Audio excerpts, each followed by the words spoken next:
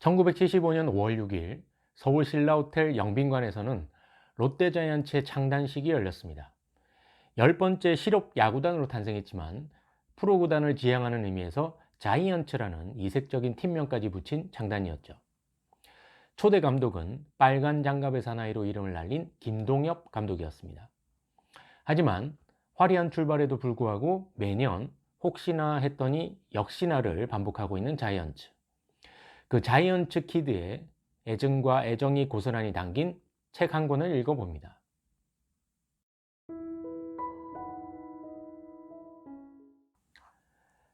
1982년에는 우리나라에도 프로야구가 생겼습니다. 오비베어스, MBC 청룡, 해태 타이거스, 삼성 라이온즈, 산미 슈퍼스타즈, 그리고 롯데 자이언츠 등 총 6개 구단으로 시작되었죠. 창단팀 롯데에는 감독 박영길, 투수에는 언더드로 에이스 노상수, 포수 차동열, 내야수에는 KK4라 불렸던 김용철, 김용희, 항상 타석에 들어서기 전 배트를 허리에 끼고 돌리던 정학수가 있었고, 외야수에는 김성관, 박용성 등 총 18명으로 구성된 팀이었습니다.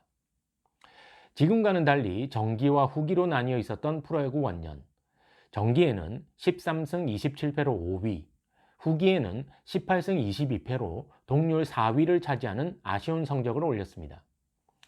1982년은 서울에서 세계 야구 선수권 대회가 열렸던 해이기도 합니다.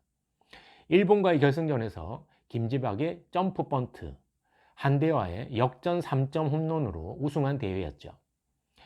지금으로선 일어나기 힘든 일이지만 대한야구협회는 우승을 위해 6명의 프로 진출을 강제로 연기시켰는데, 그 중에는 롯데에 입단해야 할 선수였던 최동원, 유두열, 심재원 등 3명이 포함되어 있었습니다.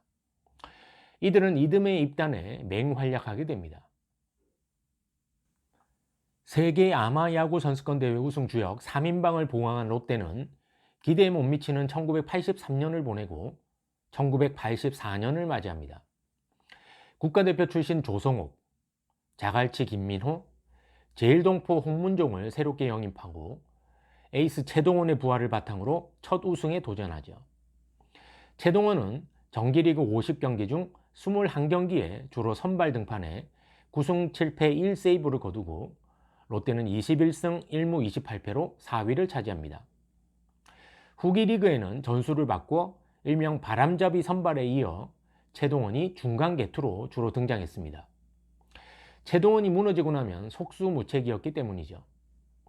후기 리그 50경기 중에 무려 30경기에 출전한 최동원은 2.6일에 한 번씩 마운드에 섰고, 그의 활약으로 후기 리그 1위를 차지하면서 한국 시리즈에서 삼성 라이온즈를 만나게 됩니다. 강병철 감독은 최동원을 불러 1357차전을 준비하라고 지시합니다. 너무 무리 아닙니까? 최동원이 얘기하자 강병철 감독은 웃자노 여기까지 왔는데 라고 답합니다. 그때 최동원은 전설 같은 대답을 남기죠. 알았습니다. 한번 해봅시다. 최동원은 1차전 완봉승, 3차전 완투승, 5차전 완투패, 예정에도 없던 6차전 9원승, 마지막 7차전 6대4 완투승이라는 믿지 못할 대기록을 세우며 롯데자이언츠를 창단 첫 우승으로 이끌었습니다. 최동원에 의한, 최동원을 위한 1984년이었죠. 최동원은 4년 후인 1988년 선수협의회 결성을 추진하다가 그해 11월 23일 삼성으로 충격적인 트레이드가 되었고, 삼성에서는 이렇다 할 활약을 보여주지 못한 채 소리 없이 은퇴하고 말았습니다. 롯데 첫 우승을 이끈 안경 에이스가 최동원이었다면 두 번째 우승을 이끈 에이스는 염종석이었습니다. 189cm, 91kg의 거구로 자이언츠에 딱 맞는 스펙이었죠. 17승 9패 6세이브를 거둔 염종석 외에도 고독한 황태자 윤학길이 17승 5패 2세이브, 박동희가 7승 4패 1세이브를 거둬 그해 롯데는 투수 왕국을 이루었습니다.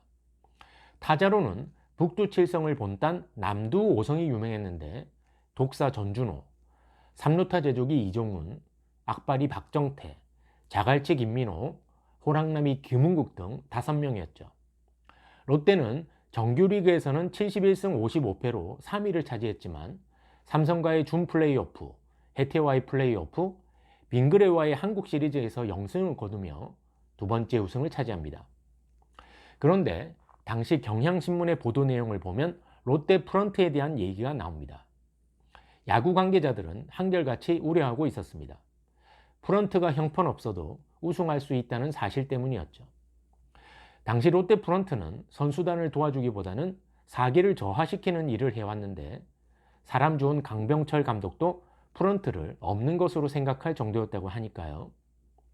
그런 롯데가 우승하면 어느 구단이 아낌없는 지원을 하겠느냐는 것이었습니다. 롯데 프런트의 이런 전통은 지겹도록 오랫동안 이어져 왔는데 37살의 젊은 성민규 단장에게 기대해 봅니다. 1992년 한국 시리즈 우승을 끝으로 롯데자이언츠는 더 이상 정규리그 우승은 물론 한국 시리즈 우승을 차지하지 못하고 있습니다. No fear를 외쳤던 로이스터 감독 시절 2008년부터 2010년까지 3년 연속 가을 야구에 진출하는 모습을 보여주기도 했지만 그 후로는 잠잠할 뿐이네요. 구도의 도시, 제 고향 부산을 연고지로 하고 있는 롯데자이언츠는 언제쯤 다시 한번 우승의 영광을 누리게 될까요?